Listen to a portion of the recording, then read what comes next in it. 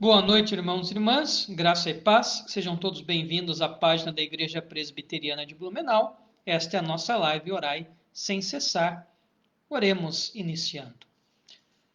Pai eterno, abençoe-nos agora nesse momento de estudo da Tua Palavra e também de oração.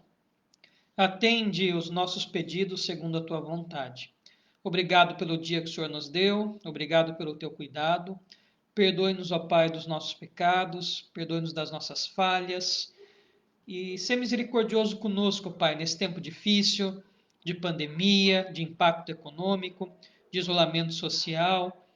Pai, atenda a súplica do teu povo em meio a esse caos. Console e conforte todas as famílias que estão sofrendo pela perda dos seus entes queridos, todos que sofrem por causa da epidemia e qualquer outro motivo. Socorra-os, ó Pai, em nome de Jesus que nós oramos. Amém.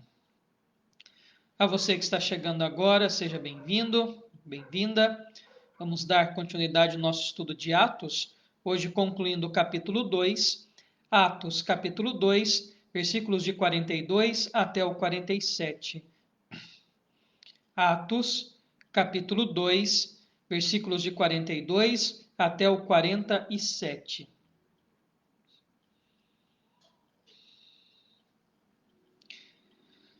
Versículo 42. E perseveravam na doutrina dos apóstolos e na comunhão, no partir do pão e nas orações. Interessante que nós estamos diante de um sumário ou um resumo. Esse texto que Lucas escreve é uma síntese, um resumo de como que funcionava a igreja cristã, a igreja primitiva. Então é um sumário ou um resumo da vida da igreja primitiva. Então ele condensa em poucas palavras como que era o dia a dia. É um estilo literário importante, comum nas obras históricas do mundo antigo, e Lucas dispõe desse recurso. Nós temos vários outros sumários, né, ou resumos no livro de Atos. E agora nós temos o primeiro grande sumário, ou o primeiro grande resumo, e ele é muito importante para a compreensão de todo o texto. Bom, então vamos lá estudar esse resumo ou sumário, né? Ele vai dizer que aquela igreja primitiva perseverava, ou seja, tinha êxito naquilo que fazia. Perseverar nada mais é do que ser persistente, ter êxito naquilo que se faz. Tinham êxito na doutrina dos apóstolos, ou seja, no aprendizado, no discipulado, na chamada didaquê apostólica. Então veja, não aquela primeira igreja, aqueles primeiros convertidos, aquele grupo que tinha sido acrescentado por Deus para compor juntamente com os apóstolos as bases da igreja, né, os primeiros convertidos, eram apegados ao ensino. Eram pessoas sedentas, sentadas aos pés dos apóstolos, que queriam aprender sobre a obra, sobre a pessoa de Cristo, sobre as coisas pertinentes a Jesus, as coisas de Deus. Então veja, uma marca importante da igreja primitiva, que também deve ser para a igreja nos dias de hoje: aprendizado. Aprendizado. A essência do que nós fazemos na igreja tem que vir daquilo que nós aprendemos da Escritura. Então, a importância do ensino no passado e no presente da igreja. Mas o texto diz também que eles tinham êxito, eles persistiam e tinham êxito na comunhão. A palavra comunhão vem do grego koinonia, que quer dizer ter coisas em comum, comum, partilha, partilhar. O termo koinônicos no grego dá origem à palavra generoso, né? Para a pessoa que é generosa, o koinônicos é aquele que sempre estava disposto a partilhar o que ele tinha pelos outros. Então é interessante esta marca, e daqui a pouco nós vamos voltar a falar sobre isso no versículo 45. Então guarda aí a koinonia, tá? Eles tinham comunhão com Deus, Então, através da oração, da vida de culto, etc., mas também tinham comunhão, amor uns pelos outros, vontade de estar juntos. Então, as diferenças, as discussões, os problemas eram menores do que o amor e a vontade de estar juntos. Então, comunhão. E a comunhão também vai estar ligada a esta partilha. Já já nós falaremos sobre isso no versículo 45. No partir do pão e nas orações. Partir do pão aqui é a refeição, mas também lembra-nos a Santa Ceia, a Eucaristia, o sacramento instituído pelo Senhor. Então, esta igreja tinha uma rotina de culto, de adoração. Tá? Então, no partir do pão, lembra-se a Santa Ceia, também as refeições. A refeição é algo que lembra muito essa questão da comunhão também. Né? Então, está ligada essa ideia de partir o pão com comunhão, mas também com a Santa Ceia, ou seja, e oração, a ideia de culto. Versículo 43. Em cada alma havia temor, e muitos prodígios, sinais eram feitos por intermédio dos apóstolos. Então, aqueles sinais, aqueles prodígios, aqueles milagres, para referendar, para mostrar que o reino de Deus era chegado, continua a acontecer por intermédio de Deus, usando os apóstolos. E essa ideia, em cada alma havia temor, havia reverência. Então, se há alegria, há também reverência nessas pessoas. Então, o temor aqui é um profundo respeito, uma reverência. Versículo 44. Todos os que creram estavam juntos e tinham tudo em comum. Então, agora nós voltamos. Podemos dizer que o versículo 42 é o sumário do sumário. Então, podemos dizer que o versículo 42 é o índice do sumário, né? É o sumário do sumário, é o resumo dos demais versículos, né? Versículo 44. Todos os que creram estavam juntos, comunhão, queriam estar juntos, tinham vontade de estar uns com os outros, havia empatia, havia simpatia, havia amor, havia essa ideia de família para além do âmbito de casa.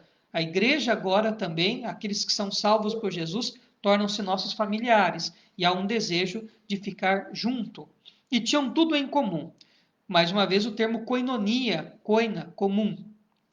45. Vendiam as suas propriedades e bens, distribuindo o produto entre todos, à medida que alguém tinha necessidade. Então, a igreja primitiva tinha uma espécie de comunhão que envolvia uma equalização dos bens. Então, à medida que alguém tinha necessidade, alguém que era pobre, alguém que estava passando por uma situação financeira delicada, a outra pessoa que era rica, que tinha bens, desfazia. Então havia uma certa comunhão de bens nesta comunidade, para que houvesse uma equalização social. Então, há uma responsabilidade, ou koinônico, uma generosidade por parte da comunidade cristã. Então, à medida que aquela comunidade identificava que alguém ali tinha dificuldade e a outra pessoa tinha bens em abundância, era comum se desfazer dos bens para equalizar. Isso exclui a coisa da propriedade privada? Claro que não. O próprio texto vai dizer que eles partiam pão de casa em casa. Se eles iam de casa em casa, é óbvio que a propriedade privada se mantinha.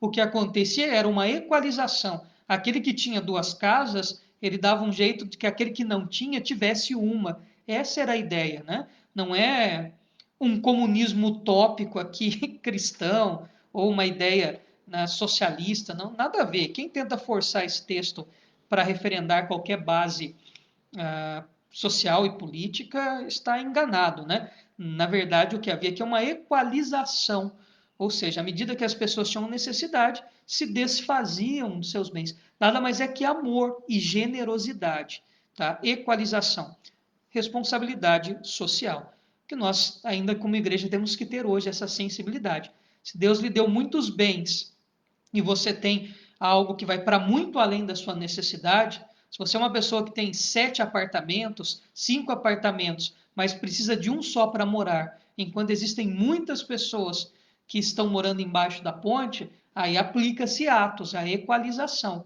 Opa, será que eu preciso de 5 apartamentos? Então, se eu tenho a minha propriedade privada que me serve, será que eu não posso desfazer de um bem para equalizar? Essa é a nossa responsabilidade social, equidade social. Então, a gente tem que ter esse senso que é bíblico. Não é desfazer de tudo enfim, né? Mas a ideia é aquele que tem muito ajudar o que não tem nada. É a responsabilidade. Versículo 46. Diariamente perseveravam unânimes no templo, partiam o pão de casa em casa, se partiam de casa em casa, mantém-se a propriedade privada. E tomavam as suas refeições com alegria e singeleza de coração. Essa refeição, volta também lá no versículo 42, lembrando o partir do pão, geralmente durante o jantar, eles tinham um momento em que eles celebravam, né, o jantar, o ágape, o momento do amor. Então, durante aquele banquete, durante aquele jantar, era comum em algum momento ministrar-se a ceia, partir o pão, lembrar da obra de Cristo, enfim, orar. Então, é bacana, a vida de culto também é presente na igreja, né? E era alegre. A reverência, havia temor. Então, o texto anterior que nós lemos, né, o versículo 43, que havia temor, reverência. Mas também havia alegria nos cultos. E essa coisa interessante, né? Diariamente, ou seja, é uma coisa constante. Esta comunhão, esta adoração, então, ou seja, dá uma dinâmica de esse diariamente, né? Dá uma coisa de dia a dia, dá uma constância, dá uma continuidade na atitude da igreja. Versículo 47, a conclusão, louvando a Deus, louvor a Deus, então, culto, e contando com a simpatia de todo o povo. Então, nesse primeiro momento, né, há uma empatia e há uma aceitação de todo o povo pelo movimento cristão. Mas isso dura pouco, né? Daqui a pouco nós temos perseguição. Mas até então, as pessoas vinham com bons olhos esta vida de adoração, enfim, da igreja primitiva. Enquanto isso, acrescentava-lhes o Senhor dia a dia os que iam sendo salvos. Então há um aspecto também que esta igreja é uma igreja evangelística, uma igreja missionária. Então eles continuam pregando o evangelho. Aquele discurso de Pedro não acaba ali. Eles continuam proclamando a Cristo. E quem acrescenta é o Senhor. Olha que interessante. Esse acrescenta aqui é um particípio presente lá do grego. O que isso quer dizer? Esse acrescentar aqui, o particípio presente. Dá uma ideia de ser um acréscimo atemporal, algo progressivo. Então, acrescenta e acrescentará até a consumação dos séculos. Então, veja, nós pregamos, mas quem acrescenta, quem traz os salvos, quem converte as pessoas é o Senhor. Enquanto isso, acrescentava-lhes o Senhor dia a dia os que iam sendo salvos. E essa ideia do dia a dia, né, junto com o 46, o diariamente, essa ideia de continuidade. Então, se nós pensarmos nesse sumário aqui de Lucas, nesse resumo da comunidade cristã primitiva, dos primeiros cristãos, nós identificamos que era uma igreja que estava enraigada no aprendizado, ou seja, no estudo da Bíblia, na doutrina ou no didaquê, no ensino apostólico, ou seja, a importância da igreja estudar, ser discipulada, a importância da teologia, do discipulado, do aprendizado, do estudo bíblico. Então, aprendizado. Mas essa igreja também tinha uma rotina de amor. Então, diariamente aprendiam, diariamente se amavam. Esse amor ou a comunhão se dava em muitos âmbitos, na comunhão deles com Deus, na comunhão deles com eles, na comunhão com o próximo, e também chegando a esta ideia onde o amor é maior do que o meu senso de propriedade. Aqueles que tinham mais propriedades, aqueles que tinham uma condição financeira melhor, se desfaziam para que os outros tivessem. É o que nós chamamos de equalização social ou equidade social. Então, não adianta nós sermos cristãos e não entendermos esse chamado de Deus à nossa responsabilidade social. Então, à medida que alguém tinha necessidade e não tinha outro recurso, generosamente, koinônicos, o generoso que tinha 2, 3 propriedades, se desfazia para que aquele que não tinha tivesse. Então, aprendizado, amor, comunhão. Mas também é uma igreja que mantinha a vida de culto, de adoração, partir do pão, Santa Ceia. louvando a Deus, orando, ou seja, características de culto. Era uma igreja que diariamente adorava, orava, cultuava. Então, uma vida de culto viva e alegre. Temor, reverência. Era um culto reverente, mas também era um culto alegre, um culto festivo. Afinal, eles estavam celebrando os atos poderosos de Deus através de Jesus Cristo. Então, importante vermos que esta igreja tinha uma vida ativa de culto, de adoração diária. E, por fim, é uma igreja evangelística. Deus acrescenta os que iam sendo salvos, mas isso não é automaticamente. Apesar de Deus não precisar de nós, ele quis precisar da igreja para pregar.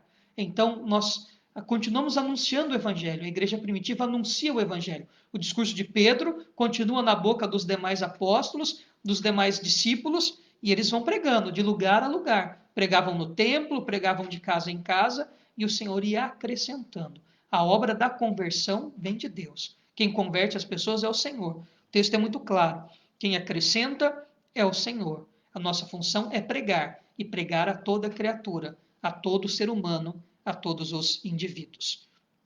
Então, esse primeiro grande sumário, ou esse resumo que Lucas faz para mostrar a vida, a dinâmica da igreja primitiva, podem ser resumidos em aprendizado, adoração, amor e missão ou evangelismo.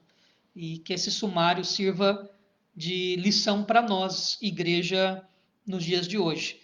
Temos que investir em aprendizado, temos que termos um tempo para estudarmos a Bíblia, temos que ter essa responsabilidade social do amor, da comunhão, essa ideia familiar, querermos estar juntos. A adoração deve ser para além do culto de domingo, deve ser algo constante, diário nas nossas vidas. E o evangelismo, a pregação do evangelho, da salvação, da obra de Cristo. Então, que sejamos igreja hoje com as características e marcas da igreja primitiva, que deve ser a nossa base e o nosso modelo para sermos igreja nos dias de hoje. Que Deus nos abençoe com esse texto de Atos. E assim nós concluímos o capítulo 2. Amanhã nós iniciaremos o capítulo 3. Bom, vamos para os nossos pedidos de oração. Se você ainda não fez o seu pedido de oração, de gratidão, quiser pedir por outra pessoa, tá? Dá tempo. Eu vou subir aqui a minha barrinha de diálogo aqui. Tá? Se você ainda não fez seu pedido de oração, dá tempo de você pedir por você, pedir por outra pessoa, agradecer, enfim. Então vamos lá. E se está nos assistindo, não esqueça de mandar um boa noite. Aí a gente envia um abraço para ti daqui a pouquinho.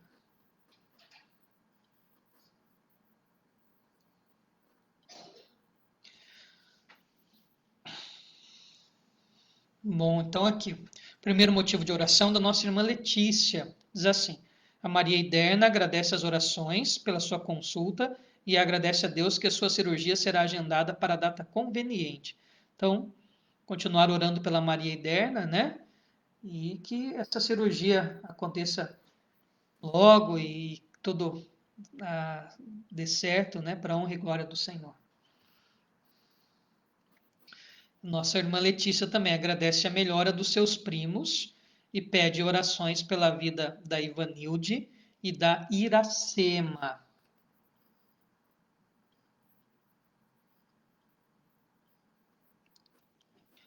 Aqui temos também mais um motivo de agradecimento da nossa irmã Solange, a nossa amiga, nossa irmã lá de Xanxerê.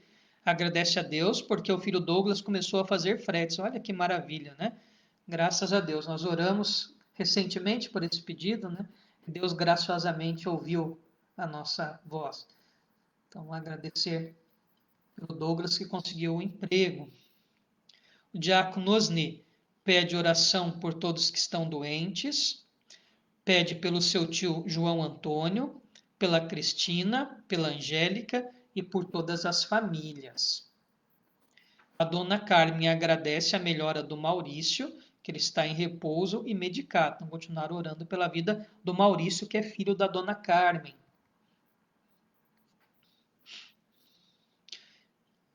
A nossa irmã Solange pede oração por todos, pede oração por mim, pela Aline, muito obrigado, Solange, também por toda a família do seu Dino, a dona Zeni e a Ana. A nossa irmã Léo pede oração pelo Dr. Cuco, continua internado, né, lá em Lages, é membro da Igreja Presbiteriana de Lages, e agradece pela saúde dela e dos seus familiares, e suplicamos, né, que uma descoberta de uma vacina eficiente, né, pelo fim da pandemia. Bom, são os pedidos de oração que aqui aparecem. Nós vamos orar. Senhor, nós lhe rendemos graças e continuamos a interceder pela vida da Maria Iderna, que esta cirurgia seja marcada realmente na data conveniente. Abençoe, ó Pai, o procedimento que ela fará.